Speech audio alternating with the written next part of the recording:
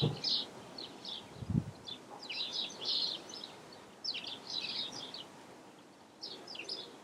good morning, welcome back. Now, with the XJR 1300 project finished, I would like to do a quick review. I've been asked this quite a few times with previous projects. Can you do a review? Can you talk about the things you did, lessons you learned? What would you do next time? What would you not do next time? All that sort of thing. So today, in answer to that, I thought I would do a review of the XJR 1300 project. Now, we revealed the project on July the 18th last year and started with a full survey right around the bike of everything that it immediately needed, with the aim being to make it a mechanical restoration, not a cosmetic one. I didn't really want to focus on anything other than making all of the consumable parts of the bike brand new and turn it into a bike that can just be ridden and enjoyed.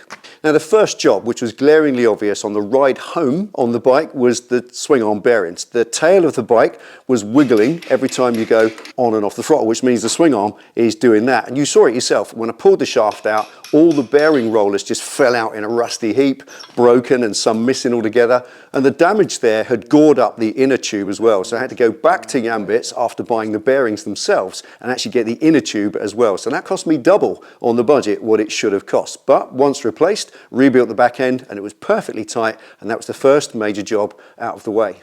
Okay, the next thing, which was quite obvious, was the rear shocks on the bike were YSS, but the basic model, and they were leaking everywhere, absolutely trashed. So they had to be replaced. And thankfully, and this is something that's not included in the budget because I had them under the bench, was that pair of GSX 1400 shocks. Now, I had those since I had the GSX 1400 project, and I put Yamaha XJR shocks on the GSX. So I knew that probably the GSX shocks would fit the Yamaha, and they did. It needed a little bit of adapting. I had to adapt the spacers at the bottom to get the bolt holes to fit correctly, but not only did I manage to make them fit perfectly, but also the other thing is that the weight and the geometry of both bikes is exactly the same. So now, instead of the non-adjustable O-lins that you get with your XJR, I've now got a set of fully adjustable shocks, and they're Showa in brand, Showa, and that means they're pretty good suspension, so that is an upgrade, and it cost me nothing.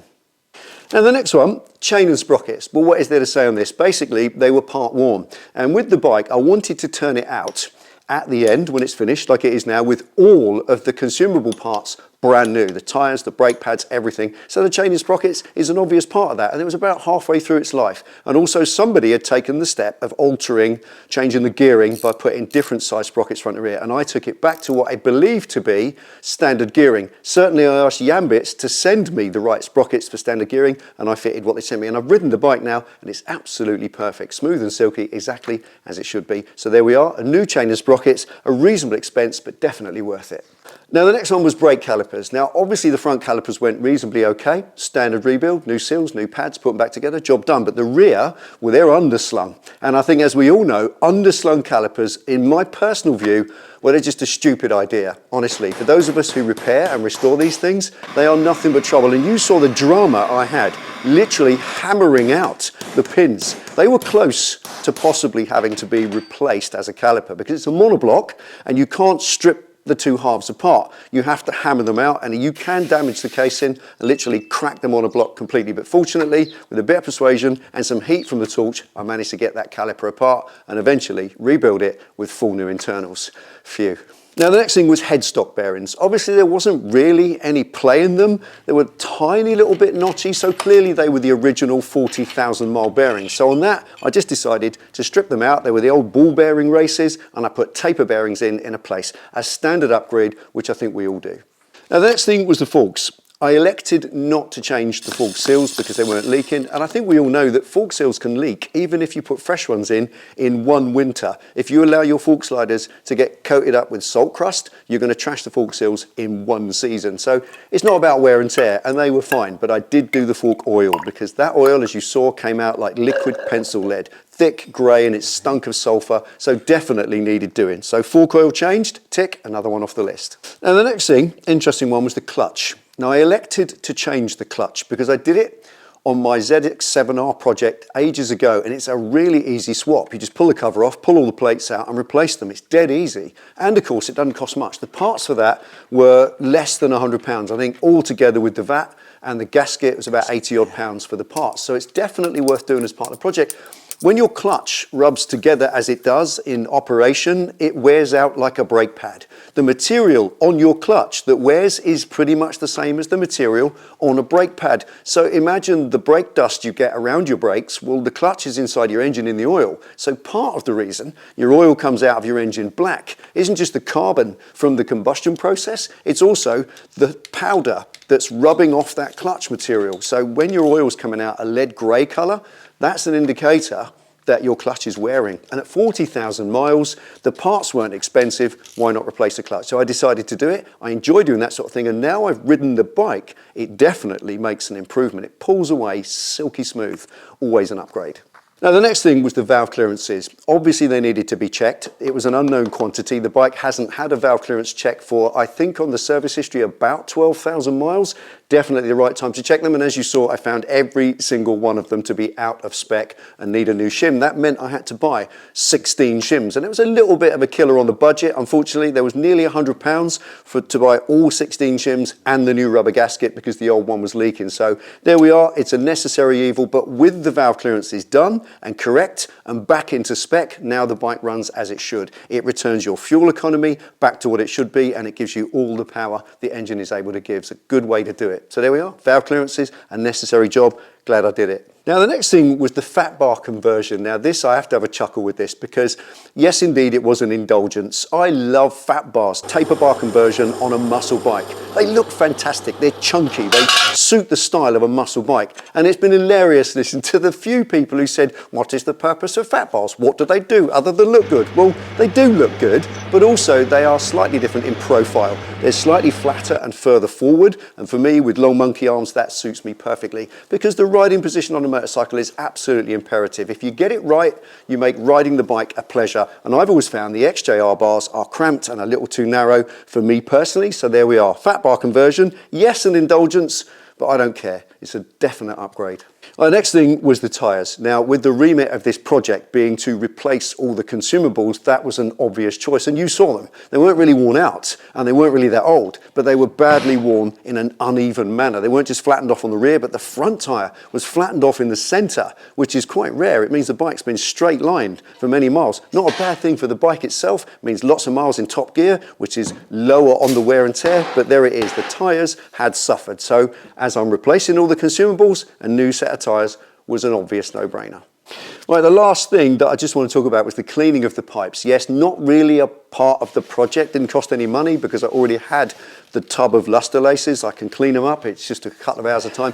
And as this bike's going to be sold, obviously I don't want to hand it over to its new owner with the pipes the state they were in. So again, like the fat bars, it was just an indulgence, slightly aside from the remit because I wanted them to look good. Now, I don't think any review of a motorcycle project would be complete without talking about the budget. How much did it cost to do that project? What budget did I set for it? And did I break it? Well, yes, I did, but only just. Let's break it down for you a little bit.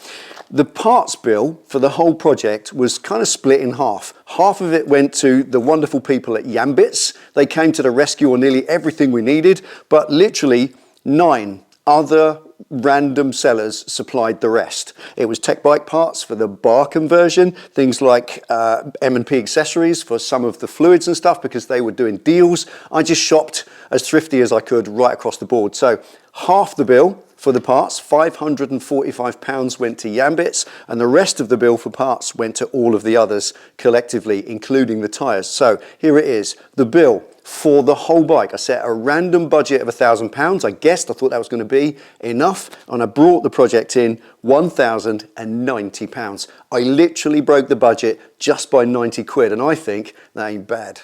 But it could have been far worse if you think about it, because looking at what I did spend and what I could have spent actually reveals that I did pretty well. Think about it. The price I got on those tyres from a mate of mine as a favour, the fact that I fitted them myself, so no fitting charge, I could easily have spent twice as much on the tyres. So there's that. The brake hoses. I said loads of times I'm going to wait till the end and see if I can afford them, and clearly I've broken the budget, so I can't afford them, so I haven't put braided hoses on the bike. Had I done that, that could have been another £75 for a full set of braided hoses quite easily. The master cylinder for the rear. Now this is the thing.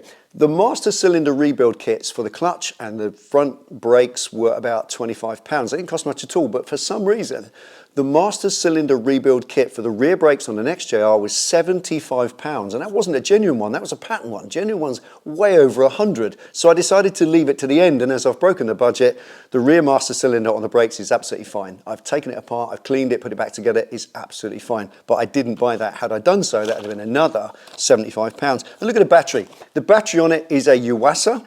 I've tested it and it's absolutely fine. There's nothing wrong with it at all. It's a perfectly healthy battery. If I had replaced it, that's another £75 on top. And of course those shocks, think about a rear suspension. I had those, as the cliche says, under the bench. They came off an old project, so they were free as far as this project is concerned. So what would a set of rear three-way adjustable piggyback shocks have cost me for this project? Easily £200, certainly for that brand. So again, another massive savings. So without doubt, had I just gone, yep, I'll have all the things I want, I'd have ended up with the bike costing maybe another £600 or £700 to get to where it is today. And yes, a little indulgence in the fat bar conversion, but I don't think it was much in the face of what I might have spent if I'd lost control of the budget. And one more thing that's kind of relevant is labour. You don't even think about it when you're doing your own project. Your labour doesn't cost you any money. It's a hobby. It's something you do for yourself. But imagine if you took this bike to an independent garage as a worn out old bike and said, there's a list of jobs, crack on me old mate.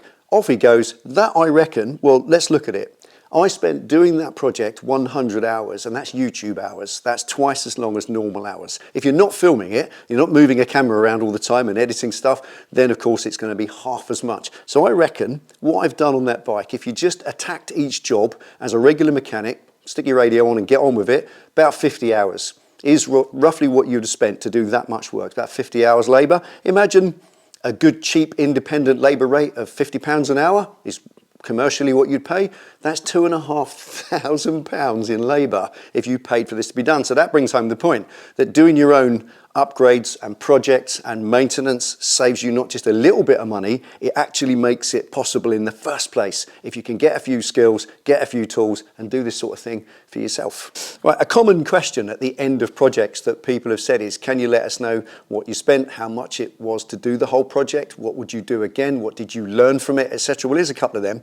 It is £1,090 to finish that, so I kept it more or less on budget, and I learned keep a budget. Because on the Sportster project, I didn't have a budget. I just bought all the stuff I wanted. Going online, shopping, click, buy now, and you get out of hand. That thing owes me 5 figures. That is well over £10,000 I spent on that bike, and it is worth maybe a little more than half that. So it can get out of hand. So there I would pass on to anyone looking to do a project for yourself. Set yourself a budget and stick to it. Make compromises that you may not like, but they'll mean at the end when the bike is finished, those compromises and the disappointments of them will fade into insignificance when you realise the bike's done and it's not that much worse off for it. Anyway, there it is. I've learned to set a budget, and from now on with every project, I forever will do. Something else I've learned, and not just on this project, but on previous ones as well, and I will always apply, is pick a bike for your project. Pick a donor that is something with an abundant backup, something you can get parts for. Look at Yambits. They do everything virtually for your XJR and many other Yamahas as well. You need to do that research to make sure that once you get deep into the project, you're not going to run out of the ability to buy the bits you need. It's okay going out there and buying, say, an NSU quickly or something, very unique project and very interesting for you, but you're never going to get a clutch for it. You're never going to buy brake pads for it because they don't exist anymore. So that can halt the project and cause problems. So buy a bike that not only you can get all the bits you need for, they're nicely abundant, but at the same time, when it's finished, a bike that's popular, people want to buy. So you can pass it on to a new owner and buy another project in, and you can carry on your fun hobby of doing up bikes. So this just goes to show you can do it. With some careful shopping, a thrifty eye for a bargain, and a can-do attitude, you can bring a project in on budget, or even just maintain your daily rider, the one you ride to work, to earn a wage, pay the mortgage and feed the kids. Anyway, thanks for watching. Take it easy, ride safe. I'll see you next time.